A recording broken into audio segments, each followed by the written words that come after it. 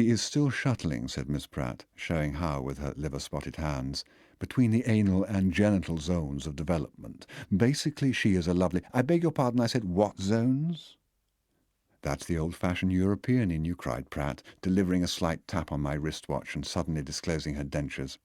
"All I mean is that biologic and psychologic drives—do you smoke?—are not fused in Dolly. Do not fall, so to speak, into a rounded pattern." Her hands held for a moment an invisible melon. "She is attractive, bright though careless." Breathing heavily, without leaving her perch, the woman took time out to look at the lovely child's report sheet on the desk at her right. "Her marks are getting worse and worse. Now, I wonder, Mr. Hayes—" Again the false meditation. "Well," she went on with zest, "as for me, I do smoke, and as dear Dr. Pierce used to say, I'm not proud of it, but I just love it." She lit up, and the smoke she exhaled from her nostrils was like a pair of tusks. "Let me give you a few details. It won't take a moment. Now let me see," rummaging among her papers. "She is defiant towards Miss Redcock and impossibly rude to Miss Cormorant. Now here is one of our special research reports. Enjoys singing with a group in class, though mind seems to wander. Crosses her knees and wags left leg to rhythm. Type of bywords.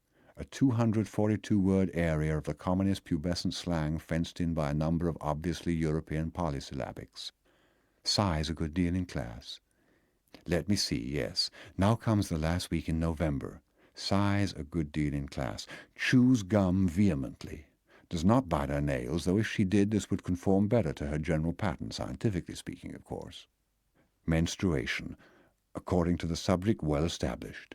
Belongs at present to no church or organization. By the way, Mr. Hayes, her mother was— Oh, I see. And you are— Nobody's business is, I suppose, God's business.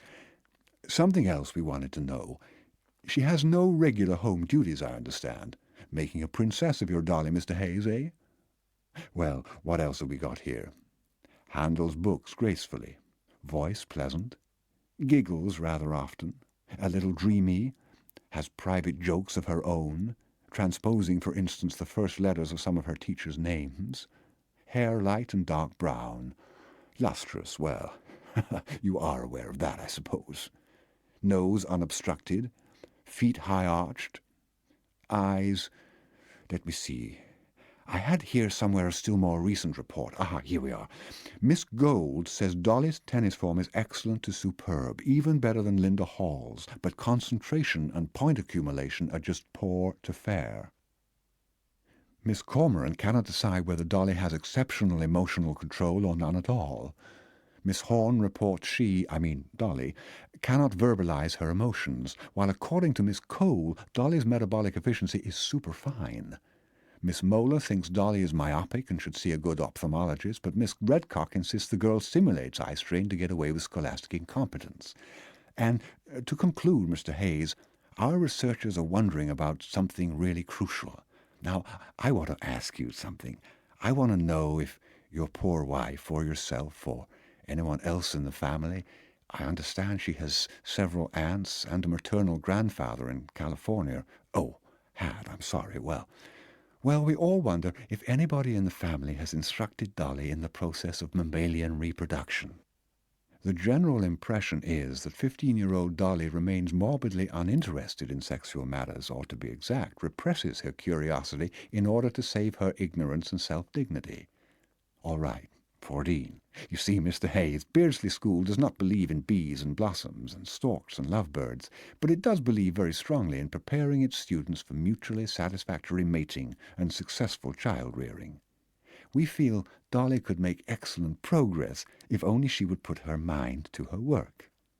Miss Cormorant's report is significant in that respect. Dolly is inclined to be, mildly speaking, impudent. But all feel that primo, you should have your family doctor tell her the facts of life, and secundo, that you allow her to enjoy the company of her schoolmates' brothers at the junior club or in Dr. Rigger's organization, or in the lovely homes of our parents. She may meet boys at our own lovely home, I said. I hope she will, said Pratt buoyantly.